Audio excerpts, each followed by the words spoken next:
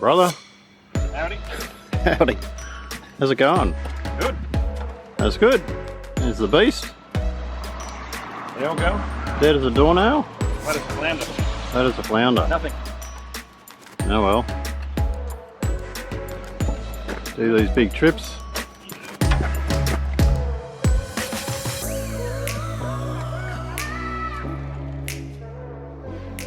Well, here we are again.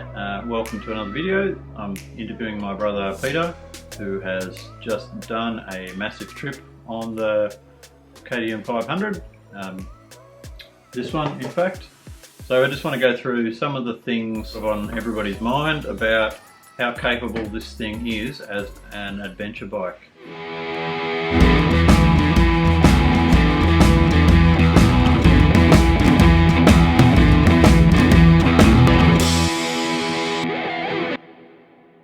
This one is about a 2-week trip, but it was pretty much from Perth out to Steep Point, across the centre, and then back down to Melbourne. So tell us about the trip. What was the overview of the trip? What was the mission? Well, I guess the mission was the west to east crossing. Yep. Okay. Everyone's dream, I guess you could say. Yep. Steep Point through Point. to Byron Bay. Yep. Yep. The Gun Barrel Highway, the abandoned Gun Barrel. Yep. Unfortunately, the Simpson was closed due to flooding. Right. So that part didn't happen, but I still made it from west to east. How many Ks in total? It was about 5.5. 5,500. Yeah, 5, 6, Yeah, okay. 5, 7. Yep. What sort of bikes were on this trip? There was 3 bikes. Originally there was going to be 7, 8 bikes, but you know, as people do, things happen in rides. There's big rides and people drop out. But so there was 3 bikes. There was this thing and 2 650 DRs. Yep, the good old DR. Old DR. Yep. Yep. So I guess originally I was a bit skeptical of the whole. You know, would it make it the 500? Yep. You know, should I've got a 690? But yeah, it did make it. It did make it. There it is. There it is. So why did you choose that? You had a 650 just before this trip. I did. Got rid of that. Bought this. I found it was a bit heavy. The 650. 50. Yep. And you know, things get old after something new. Yep. You know, I heard rumours about the 500 being a true adventure bike. Yep. Wasn't quite sure, but you know, I dove in and I got one. And it did the job? Basically, and yes, it did do the job. Right. So overall, no problems. There's nothing to speak of. That was a problem with the bike. With the bike, nothing. I was waiting for something to happen, but nothing happened. Nothing. So, yep. What happened? I had a flat battery at one point. Yep. That was just through my own fault, I guess. I'm charging a phone straight off the battery. Yeah, the battery in this is only like tiny, 2 and a bit, maybe 3 amp hour battery, so there's not much juice in it. Yeah, so yep. Yeah, don't charge the battery at night while you're not riding. Yeah. Bad idea. Fair enough. Yep. But yeah, there really was nothing. So probably the big one that gets talked about a lot is oil changes. Yep. Oil change interval is 15 hours if you listen to the manual. That's obviously in racing conditions.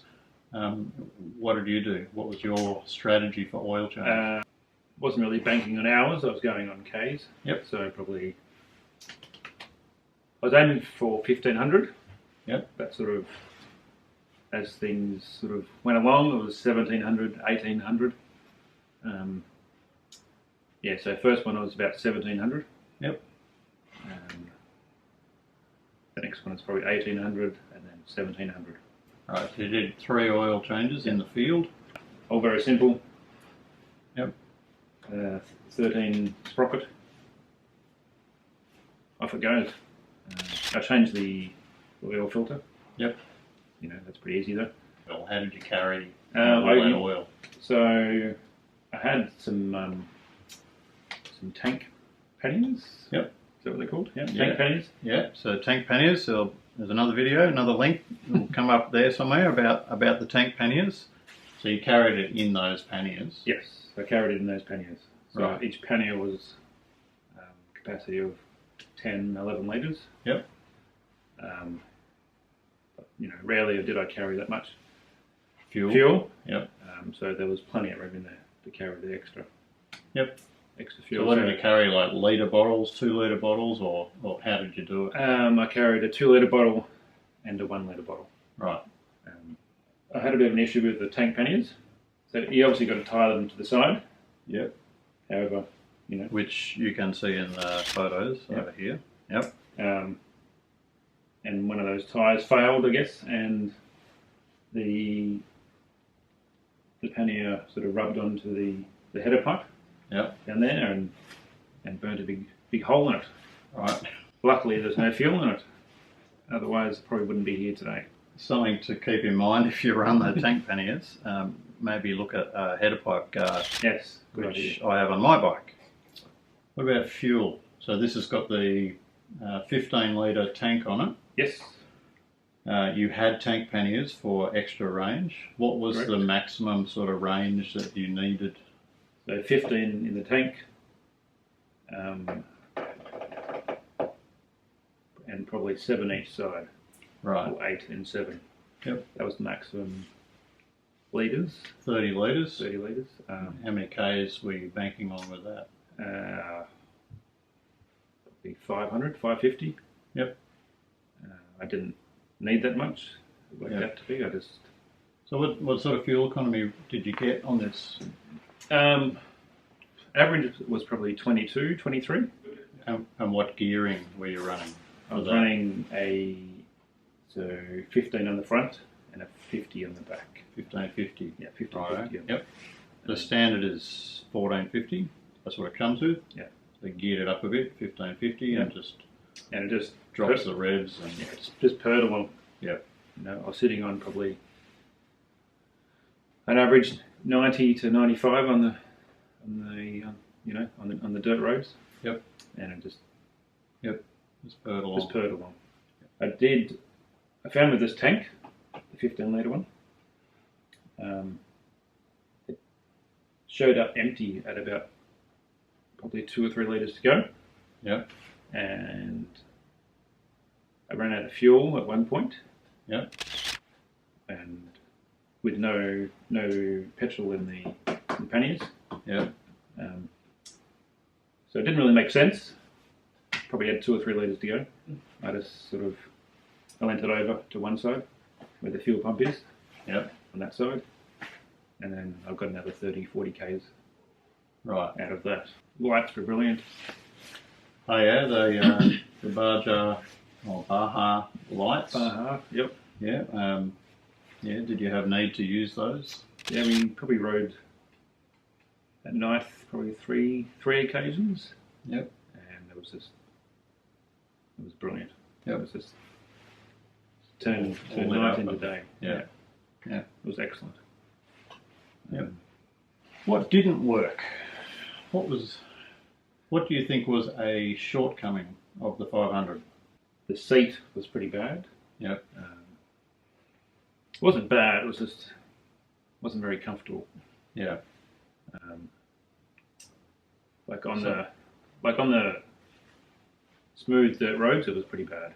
And you finished the last couple of days were all bitumen Yes. for different reasons, but so that would have Yeah, that was pretty you would painful. have felt it. Yeah, that was. So yep, seat was a bit hard. Seat was a bit hard. What else? Anything else? The hand grips were. They were a bit hard too, actually, especially on some of the corrugated sections, like Yeah. the Gun Barrel Highway was pretty corrugated in sections. Yeah. So a bit tough. Like, Was it the vibration yeah, or was it just the rattling, but the vibrations, I guess. Yeah. Sort of when you pull up, your hands are pretty stiff. Yeah. So next time I'd probably put some foam sort of Yep. grips on. What about luggage? Just carrying luggage in general. So you're out for 2 weeks. 2 weeks. Camping. Camping. Yeah. So you got tent, you got cooking gear, you've got spares and clothes and everything. How did it go carrying that? It was pretty good actually. I had the giant loop Kyoto bags. I think they're 35 each side, or 30 or something. Yep. They're a great bag. Yep. Very easy to attach. Yep. They hold heaps. I just had my camping gear in a separate bag on top of that. Yep. Which you'll probably see photos of. I had quite a bit in my backpack. Right. Which I didn't really enjoy at all. Yep. I don't like carrying much in my back. So I probably could have worked that out a bit better myself, but anyway, whatever. Tank bag? I had no tank bag. No tank bag. Which is probably why I had more in the backpack. Yep. Tyre pressures? What sort of tyre pressure did you run? And what tyres? On the front I had the Pirelli Scorpion Rally. Yep. On the rear I had the trusty old 606, Dunlop 606. Yep. I started off with 25, 20-ish, I guess. Yep. And then steep point in the sand, I dropped it to probably 15 and 12-ish. And then after that, I just kind of gave up. Right. 25 in the back and yep. 20-ish in the front, and it was fine. I just went for it. Yep. I didn't even look at the whole way. No punctures? No punctures. Compared to the DR. Alright, so you had 2 DRs with you. Yep. How do you reckon they went compared to you? This bike sort of just made it so easy. The DRs, they did the job, as they always do. Yep. There's no issue there, but they're pretty heavy. They're big bikes. At no point did I feel, the terrain or the sand was all too hard for me. It was just pretty easy riding. Would you do it again? Yeah. On the 500? Yeah. I'd do it tomorrow. Yep. Yeah. That's a great bike. It really is. So there you have it. The venerable KTM 500 EXC, master of a 2-day ride, 4-day ride, and now a 2-week ride. 5,500 kilometres, 2 weeks, carrying all the gear, 0 issues with the bike, and he would do it again. So tomorrow. Yep, tomorrow. So that's about it for this video. Thanks for watching. I hope you've got something out of this. If you like it, give it the thumbs up. If you want to share it somewhere, go for it. Subscribe if you haven't already, and I will see you in the next one.